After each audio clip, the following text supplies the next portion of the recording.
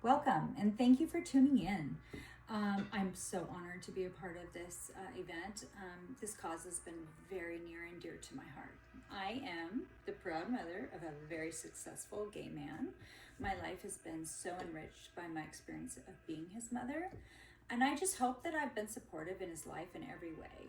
And so I'd like to start off in thanking him for trusting me to be a source of support for him.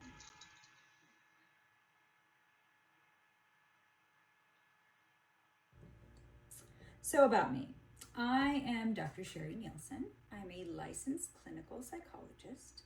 I work with clients with severe and pervasive mental health issues such as schizophrenia, bipolar disorder, and I work in a board and care facility, which means they live there full time. Challenges with this community is that there's a lot of medication non-compliance, lack of insight, poor self-care, legal problems, financial problems, lack of social support, lack of family support. There's addiction problems. They tend to get isolated, aggressive.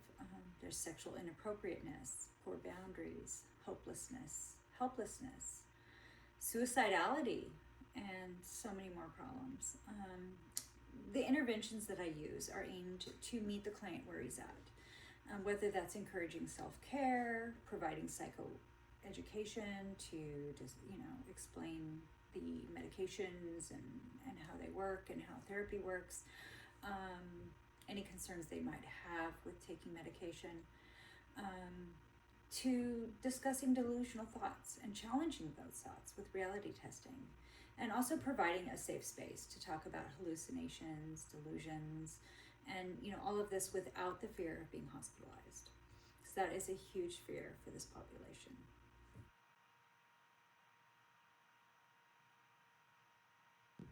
So why am I telling you guys about this? Let me tell you. Okay, so this is May, Mental Health Awareness Month, and it's super important to take an inventory of our own stress level and how those stressors may be affecting our ability to navigate through life. So it's important to recognize how stress may be manifesting in our body, in our thoughts, and in our actions. And it's imperative to pay attention to those warning signs to make sure something more pervasive is not developing. And these warning signs are often ignored until they become unmanageable. And then the path to recovery is much more difficult. And these things can lead to like self-neglect, failure in school, disharmony in relationships, and in even more severe scenarios, it could lead to suicidal ideation or an actual suicide attempt. So let's talk about schizophrenia for a minute. And the onset of schizophrenia usually occurs during the late teens to the mid-30s. And so for males, it usually is a bit younger. And it usually develops like the first psychotic episode occurring around the early to middle 20s. But for females, it's a little later, and that will normally manifest in the late 20s. But, this is the college age. And stressors in college can sometimes create the perfect storm for this psychotic break. So it's very important to not ignore these phenomena that might be going on in your thought processes and subjective experiences. So what to look for? Okay, so some of these symptoms include a noticeable change in your personality, a decrease in your academic studies, in your social life, in your personal functioning. You may be hearing voices, and that may be in the form of a whisper, and these whispers can be easily dismissed. So pay attention to that. Oftentimes you may have difficulty explaining like some of your beliefs to others. You may become suspicious of others. You may have frequent emotional outbursts. Your emotions may be unstable. You may not able to feel emotions. This is called anhedonia. If you can't feel anything, you don't feel joy, you don't feel sadness, it's anhedonia. You may have memory difficulties, trouble with concentration, difficult understanding difficult understanding, the nuances or subtleties of interpersonal cues in relationships. There may be severe or unexplained anxiety, obsessive compulsive symptoms such as like the need to check or count or repeat certain activities. So these are all things that you need to sort of be aware of and take inventory of, and then report those to a healthcare professional and get some help with those.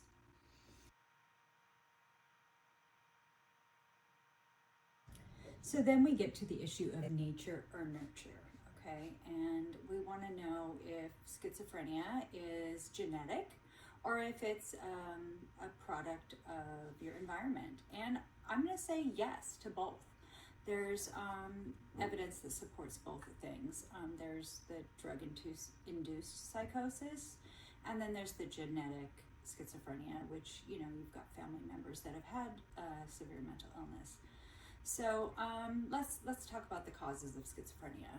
They're really not known, but there are two really great risk factors. They're genetic and perinatal, and those are mothers who are malnourished or who have certain viral illnesses during their pregnancy.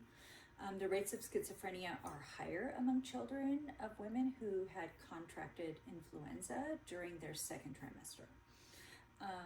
There are even studies that suggest that children born in the winter months may be at a greater risk for developing schizophrenia. Other risk factors include increased paternal age, having a biological relative that has a diagnosis of schizophrenia can put you at a higher risk level. Studies have found that there are undefined socio-environmental factors as well. Immigrants or ethnic minorities are at risk for developing the disorder. But then there are some people with schizophrenia who have no family history, no otherwise describable way that they have schizophrenia. So basically it can happen to anyone. One thing we do know is that drug use can trigger a psychotic break, which could lead to a full-blown schizophrenia diagnosis. So one of the drugs spoken about is heavy marijuana use in teenagers aged 15 to 17 years old. So they're at a heightened risk for developing a psychotic disorder. People with more severe psychotic symptoms are more likely to use cannabis, and that sort of creates like a catch-22, because if you're starting to develop psychotic symptoms, you're kind of craving this cannabis, and smoking the marijuana then increases your psychotic symptoms, which puts you in this loop that doesn't end, and you end up getting more and more severe, thinking you're helping yourself by self-medicating with the marijuana. You're actually making yourself more ill and at a lower risk of coming back from the disorder. So that's just something I wanted to bring to light during this, because I know now that marijuana use is legal, that's kind of, a scary thing, right? So anyway, there was a study in Scotland that found that episodes of substance-induced psychosis was significantly linked to a later clinical diagnosis of schizophrenia. So alcohol and drug abuse, especially nicotine, are common in schizophrenia. Similar patterns of delusions that are common in patients with schizophrenia have been identified among those with methamphetamine-induced psychosis. So there's evidence that methamphetamine abuse may play a causative role in the development of schizophrenia. And I can't stress this enough. Meth is one of the drugs of choice of the population I work with, I should say. And I noticed that when they're really deep in their meth use, their psychosis becomes so much greater, and it takes them so much longer to bounce back from that. And sometimes they don't. Sometimes they don't bounce back, and it's a really sad thing. So meth use is really, really something that needs to be looked at. And if you're starting to feel like you're having those whispers or something like that, don't do it. Don't use marijuana. Don't use the meth.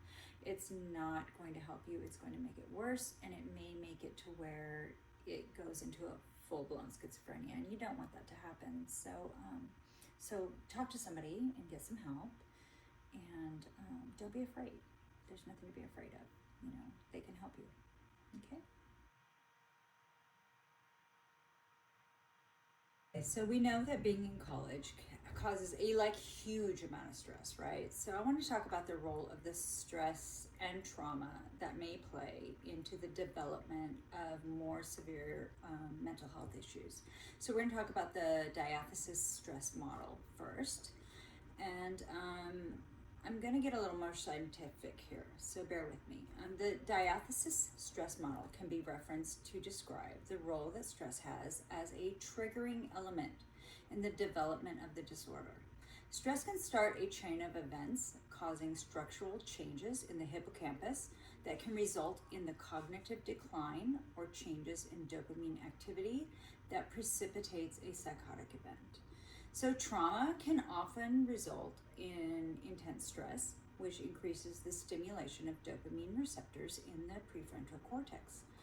And this prefrontal cortex, it's the area that's responsible for planning, decision-making, problem-solving, self-control, and acting with long-term goals. Okay, so this disruption of dopamine has been hypothesized to be involved in the development of thought disorders in schizophrenia.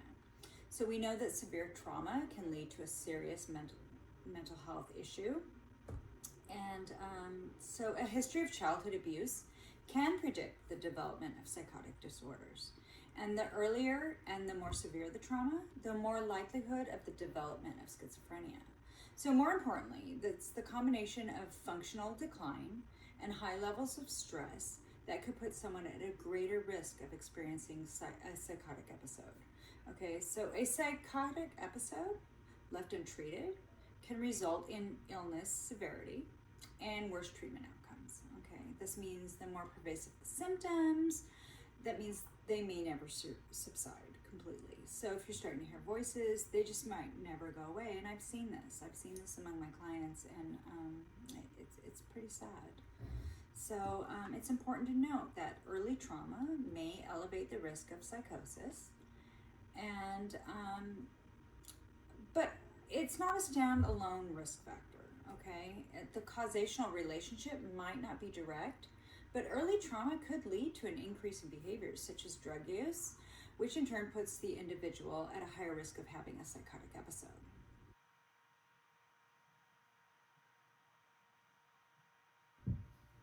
So let's talk about trauma. There's a study by Roberts and Shepard that says, and I quote, LGBTQ individuals represent one of the most vulnerable groups at risk for potentially traumatic events, exposure across the lifespan, and associated mental and physical health consequences. And there's a second study that says that 31.8% to 44.1% of gay and bisexual men report childhood sexual abuse, compared with only 12.8% of heterosexual men. So LGBTQ individuals disproportionately experience potentially traumatic events such as childhood sexual abuse, intimate partner violence, sexual assault, violence directly related to their marginalized identity, known as hate crimes, and bias-based victimization.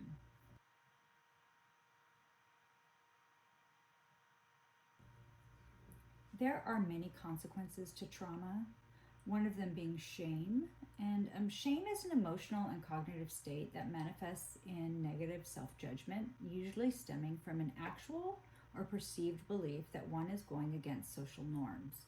And shame can be internalized and manifest as a negative worldview, an external locus of control, negative self-worth, derogatory inner dialogue, and a devalued social identity.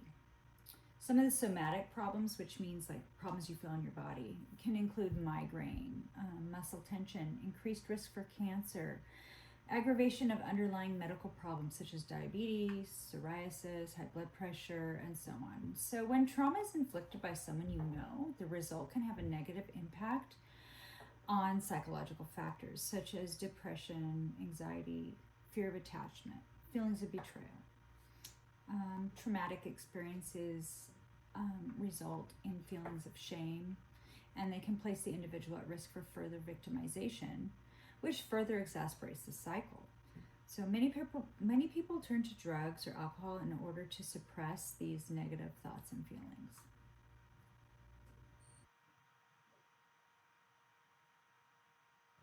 So I just want to look at this study. It's titled Mental Health of Sexual Minorities, a Systematic Review. Okay, and it says our review includes more recent studies and supports the proposition that sexual minorities are at an increased risk for mental health problems. The risks vary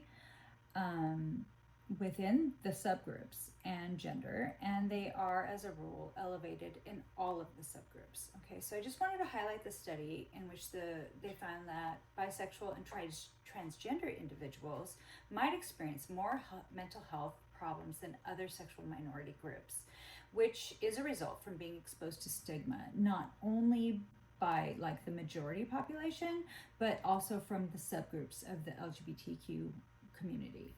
And they're often stigmatized for not being entirely heterosexual, and also they're stigmatized by the gay and lesbian community for not having an exclusive gay same-sex relationship.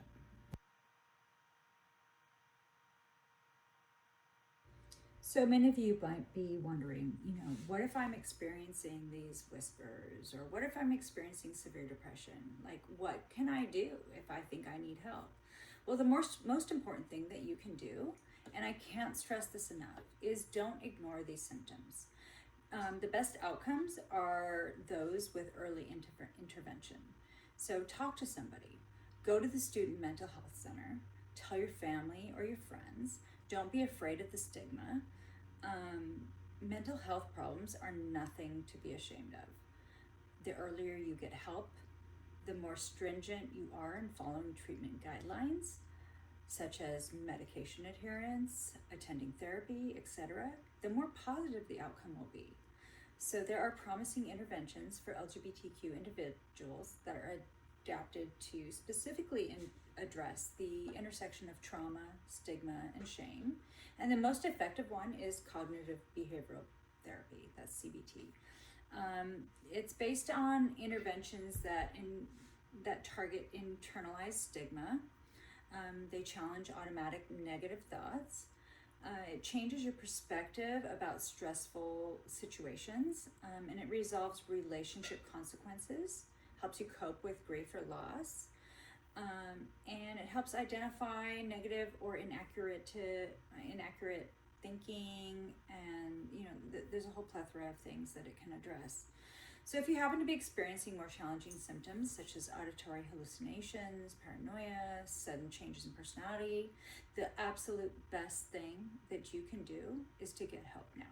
So the earlier you intervene with treatment, the better the outcome will be. So you could change the course of the disorder and live a happy and prosperous life. But if you leave it untreated, it could have a very negative and permanent effect. And I've seen it. And I work with it every day, and I see the devastation that takes place as someone's life is literally taken away from them. And it doesn't have to come to that. So get help ASAP, and do this as soon as possible. And if you see someone struggling, talk to them. Try and convince them to see somebody, like get some help. And that's the best thing that you can do.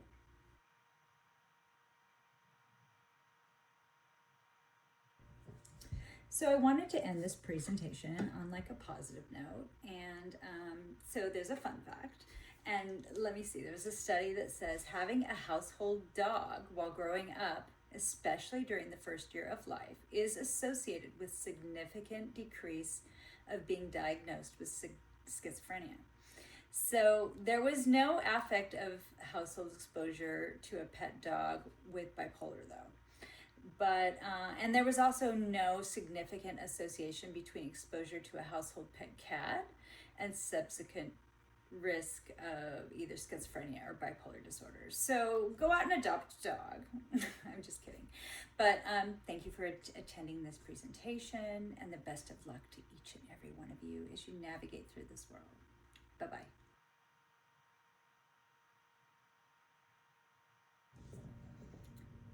Okay.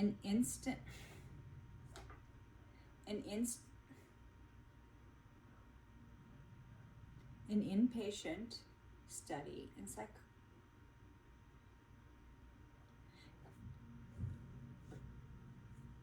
Am I pretty? Okay. An inpatient study in Scotland found that episodes of substance abuse, because I know marijuana is legal now, and everybody's like, it's not a big deal. But if you're at risk, it is a big deal.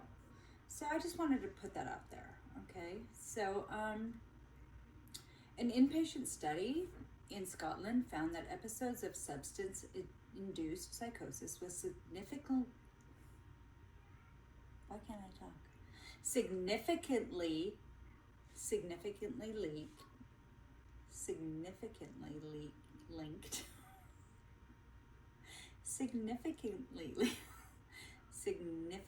linked to a later clinical diagnosis. They are at a heightened risk for developing a psychotic disorder.